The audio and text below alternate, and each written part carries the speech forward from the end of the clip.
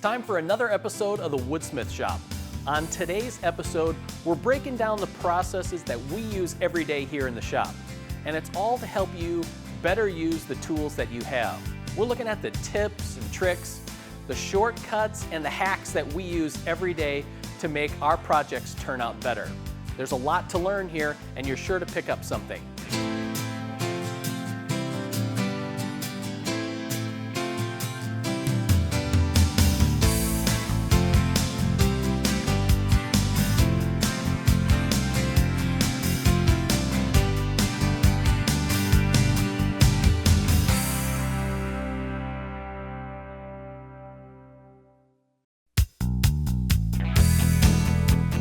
As much as I'd like to have a dedicated glue-up station in my shop, it's just not big enough. But one thing that I do have is a cart with some T-track that I installed in the top. It's perfect for setting up hold downs and stops for when I'm assembling projects or need to use my biscuit joiner or things like that.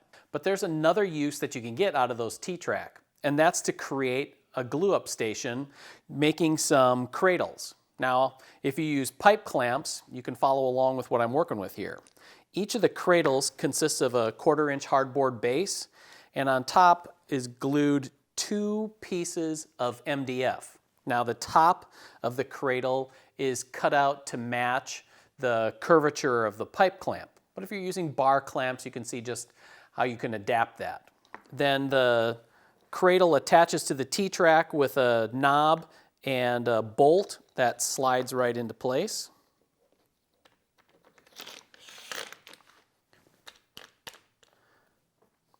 That way you can lock it down. Now when you get set up to glue up a panel, you can just set your pipe clamps in place. The nice thing is that the pipe clamps aren't going to wobble about. They're all at the same height so that you can get the boards set in place and glued up without having to worry about your clamps. So if you're looking for an easy way to create a glue-up station in your shop, you might want to give these cradles a try. We all know that woodworker's old adage that you can never have too many clamps. But what happens when you need clamps that are bigger than what you have?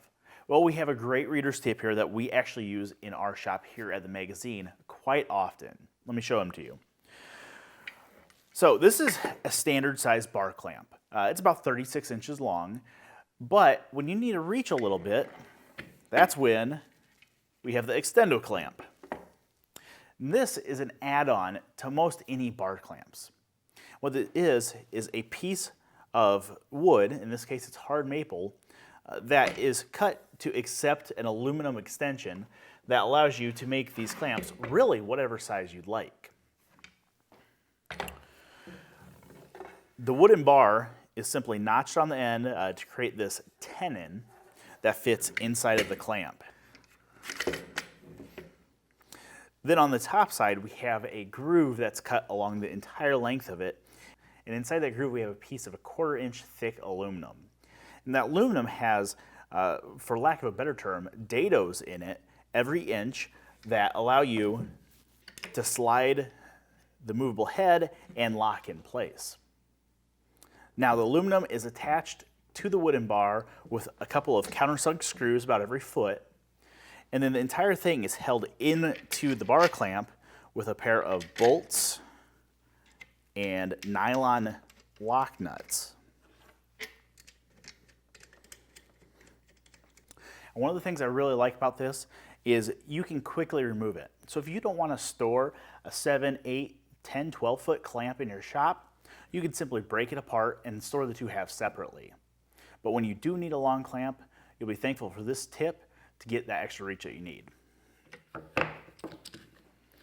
You know, for most things, I prefer these F-style clamps. But when you're working with something that has a lot of curves, something like this bandsaw box, they don't really work well. I mean, yeah, occasionally you can get them to hold and the heads pivot a little bit on them, but they always feel like they're going to spring off, and I never feel like I get really good direct clamping pressure. Now, something a little bit bigger, you can use something like a band clamp, and that works well, but a lot of the times those band clamps can actually dent and damage the edges. So how do you clamp up something like this, where I'm trying to glue this kerf back together where this bandsaw box was formed? Well, a good tip is to use a piece of surgical tubing. You can get this stuff at most hardware stores, and what I like about it is it's grippy and it's stretchy. So I can hold it in place and start wrapping it around the box, and I can kind of direct that pressure right where I want it. Once I have a couple of wraps around that tail, you can let it go, and it will hold in place. And as I get down to the end of the tube, I can kind of maneuver that under a couple of these and hold it in place. Now there's a lot of tension on there, and it's directed exactly where I need it. And because it's soft and grippy, it's not going to slide off, and it's not going to damage the workpiece. So the next time you have something curvy to glue up that's kind of hard to clamp, grab a piece of surgical tubing and give it a try.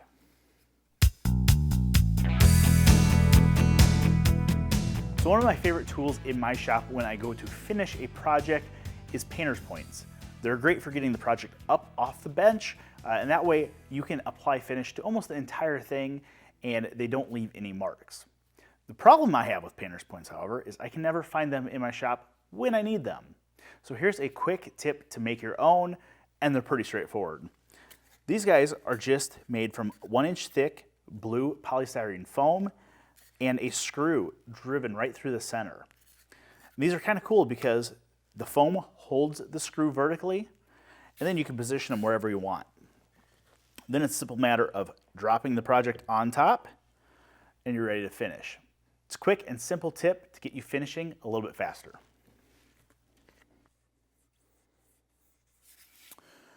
So most of the time when I'm working on a turning, I'm going to sand my project up to probably about 600 grit. So I'll start at 180, go to 240, 320, 400, and 600 grit.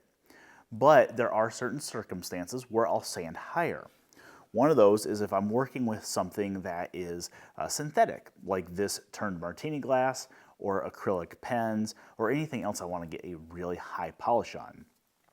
And to do that, I use these guys, and these are little micro mesh sanding pads. And these range in grits from about 1500 clear up to 12,000. And most of the time, they'll come with this little color chart. And this color chart tells you what grit each pad is, and it's all designated by the color. The problem is, when I'm turning, this either gets buried, gets knocked off on the floor into shavings, or I just flat out lose it. So what I've started doing, when I get the pads in, I'll take them and I'll actually mark the edge of the pad with the specific grit that it is. That way when I'm turning, I can simply grab the pads, look at the edge, look at the numbers, grab the pad that I need, and keep on working. So if you find yourself using these micro mesh pads, just go ahead and write the grit on the edge, and then you can get rid of that chart right away. So if you're anything like me, shop storage and organizing your shop is always at the top of mind. And we've seen our fair share of readers' tips on how to organize spray cans. A lot of them use pieces of PVC or other things like that. So we came up with a good challenge for our very own John Doyle, and that was to come up with a good spray can holder using scraps of plywood that we have in the shop. And this is what he came up with, and it works really well. So looking at this is basically a shelf. It has a pair of sides, and then it has different shelves in it that have holes drilled to hold the spray cans. And the one thing I like about this design is you can make this as big or as small as you want. If you only want to hold 8 cans, then you only make 2 shelves. If you want to hold more, make a couple more, make the whole thing taller. And really, it's pretty simple how it goes together. The sides are connected to the back with a rabbet. And then there are some shelves that are held into the sides with some angled dados. Now those shelves are drilled to hold the spray cans. And then there's a hardboard cleat that hold the bottom of the can and keep them from sliding off. Then you can mount the whole thing on your wall with a couple of screws.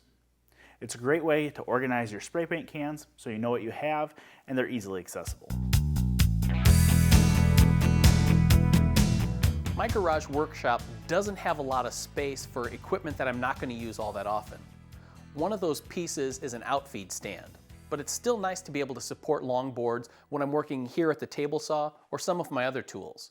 So I came up with a simple portable solution, and that's this unit right here. What it does is clamp onto something like a sawhorse or even a workbench or one of my carts and allows me to support long boards all around my shop. It's pretty easy to make, and I got it by scrounging up some pieces that I had laying around my shop. There's a base here that's made from a 2x4, and that's what allows you to clamp it to any work surface. A plywood backer on the bottom supports the riser that goes up and down. It houses a studded knob and an index pin that keeps the support perfectly level. Now the riser itself is a hardwood board that has a slot cut in it to give me the greatest range of adjustability. The support itself is another piece cut from a 2x4. Now I rounded the top and back edges here so that a workpiece isn't going to catch on it as it slides up to it. What's nice is that with this range of adjustability, I can use it not only at the table saw, but at the drill press, band saw, and even if I'm working with long pieces at my bench. It's something that you might want to build for your shop, no matter how large it is. So one of the things that I use my bandsaw for a lot in my shop is to quickly cut turning blanks, like this walnut turning blank. A lot of times I just need to zip it down a couple of inches to be able to turn a finial or something like that. And when I do that, I want a fairly square cut. If I don't, then sometimes my tailstock just doesn't set right. Now I could go grab my miter gauge off of my table saw and run it in the miter slot, but I don't have time for that. And I could mark a straight line. Don't really have time for that either. So instead what I do is I use the blade to mark a straight line for me to get a good 90-degree cut. So what I do is decide where I want to cut, and then I'll just barely nick the turning blank with the blade. And then when I rotate that kerf up, that marks a good 90-degree line that I can then just follow with the blade, get a good accurate cut. And there we go. Now it may not be as accurate as a miter gauge cut, but as long as your table's set at 90 degrees to your blade, it's square enough for anything I need. One of the first and critical steps in building a project is setting up your woodworking machines to do accurate work. Now, one of the tools that we built recently for the magazine is this horizontal router mortising machine. It does a great job of creating smooth, accurate mortises and collecting all the dust and chips because of this fence and shroud up front. The thing is, though, is that when I usually do my layouts for my mortises, they're on the edge of the piece. And that piece then gets put right up against the face so I can't see it to set my stops. So I've adapted an old technique to use with this newer tool. And that technique is to create what's called a story stick. So what I have is just a thin piece of some scrap plywood that I have. What I've done is marked the part name that I have for it, so I'm not going to get it confused, and I've drawn in both the position and the depth of the mortise that I need to make. And here's how I can put that to use. So I can pretend that this story stick is now my workpiece, and I can hold it up against the fence, and I'll set first this end stop. And what this does is locate all of my pieces so that when I need to make more mortises, they're all going to be registered in the same spot. Then I'll bring the bit out a little bit and line it up with one edge of the mortise. And I can just eyeball that, and then I'll use that to position the end stop on the back side. Then I'll bring the bit over to the other end of the mortise, get that lined up, and I can position this end stop.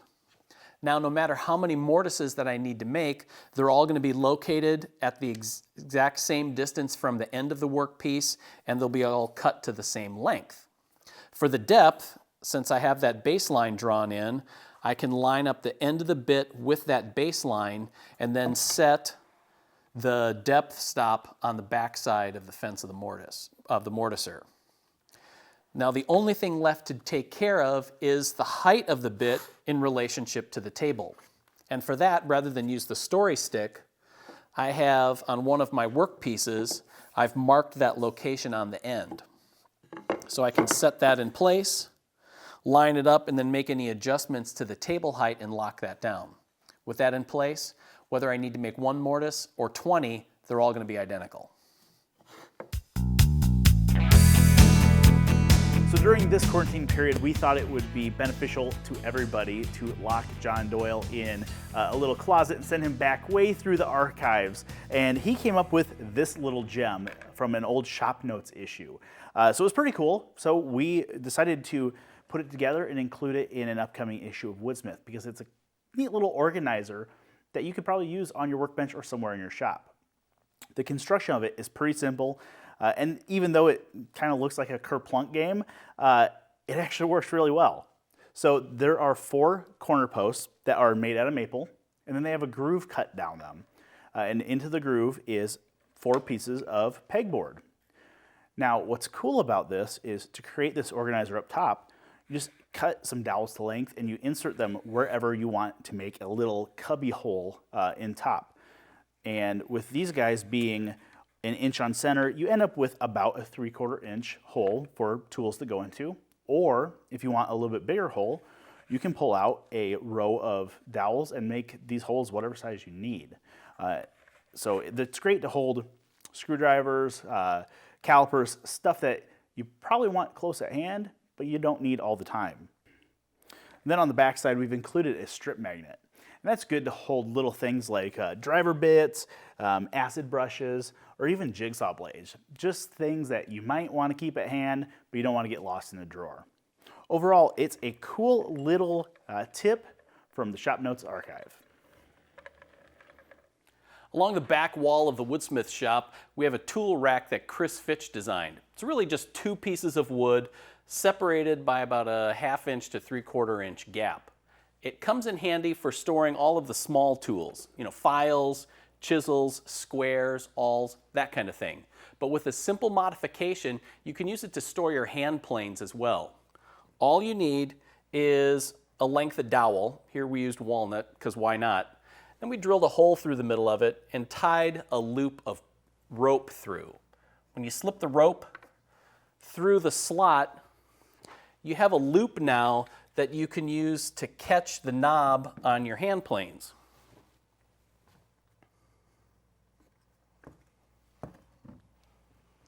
The hand planes stored vertically like this don't take up a lot of space, and they're really easy to get to whenever you need to use them for a project. So if you're ready to upgrade your tool rack, try out this simple trick.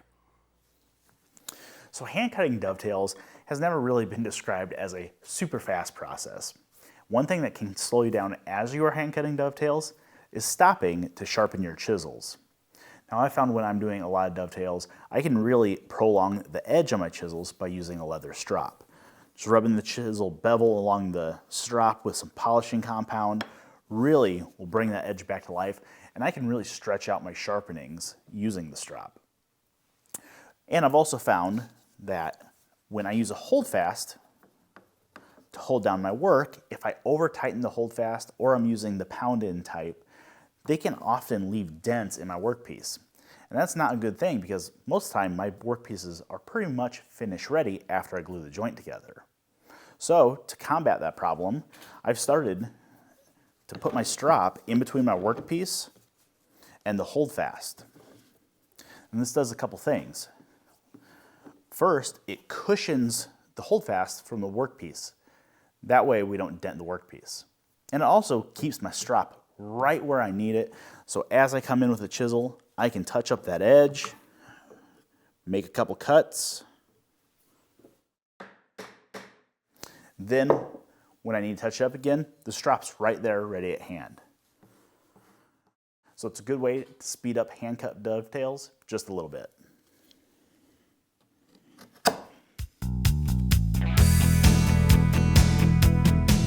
As you probably already know, when you're using paper patterns to cut out workpieces, spray adhesive is a great solution. You can spray it right on the paper and stick them down in place. The problem is when you go to remove them. Usually it's quite the mess. You can try scraping them, you can try sanding them, you can try mineral spirits.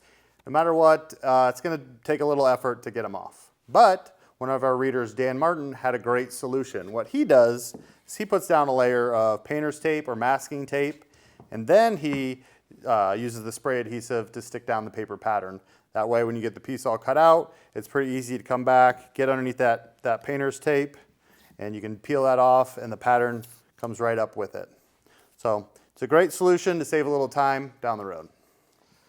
As you may know, working at your workbench, you can create quite a mess, whether it's sanding or planing, or in this case, using your handheld router to create profiles. And it would be really nice to keep a dust vacuum hose nearby, but it's really hard to keep it from just sliding off the bench. But one of our readers, Bobby Mink, had a great tip. He used one of these bungee cords. It's the type with the ball on the end, often used for tarps, I believe. And he strings that up through the dog hole underneath in his bench. You see, goes up through the bench. You can put it around the hose, keeps it right in place. That way, it'll catch some of the chips, not all of them. But if you're in between routing, you can take your broom, sweep some of the chips in there, and keep a relatively clean work surface. It's a great way to save up some of the mess and some of the time cleaning later. I got a little tip for you today, and it combines two of my favorite things in the workshop, and that's one, using up all the little scrap pieces of plywood that I've squirreled away, and two, wasting time. So it's a pretty easy project. You could do it in an afternoon, but I found that a lot of times I have my tape in the shop just sitting on the shelf or just hanging on the pegboard, gets lost, and it's nice to have it in a specified place so I can use it at will. And that's this, where this little tape dispenser comes in handy. And it just consists of some 1/2-inch plywood. I got a piece for the back, and then I have sides dadoed in. I'll take these off so I can show you the inside here, but I've just made some slots for a 1/2-inch dowel to sit in. Just did that with overlapping 1/2-inch holes at the drill press with the Forstner bit. Made a couple of hubs for the different size tapes that I have. And I found that the center of tape, they all seem to be about 3 inches. And I've glued up some plywood. You could use hardwood, MDF, whatever you have, just to get about the same thickness as the tape that you have. So get that in there, and then that can ride on your dowel. And I would also suggest either like hot gluing this or gluing this on here so it's not sliding around. But then, so I can put these on here, get my tape on here. Just note that the tape goes in the over fashion like toilet paper should. Don't at me, there's no debate in that. So that goes on. You can put some spacers in here. I found some thicker washers. You could double up some washers. You could make plywood or hardboard spacers just to keep everything separated from bumping into each other. Oops, get that on there. Dowel slides in the slot. And then, like I said, it'd be nice if these were secured on their hubs. But you can see on the bottom here, that's just a piece of double up 1/2-inch plywood. And then I cut a slight angle on that. And then if you got an extra piece of hacksaw blade, it's great for, making the tape a little bit easier to cut. So get that on there. So we got a nice tape dispenser. You can screw this to the wall. These holes are spaced out as well. If you wanted to screw it onto your pegboard with some wall anchors, it'd be a great place to store it. But it's a nice, easy project. You can do it in an afternoon or a few hours, and helps keep your tape easy to find and your shop organized. I've learned so much woodworking by watching the other people here in the shop and how they go about building a project. Now, of course, at the end of the day, for me, it's all about what that project looks like. But there's a lot of satisfaction and joy in learning how to use tools skillfully. So I hope you picked up a few ideas that you can put to work in your workshop.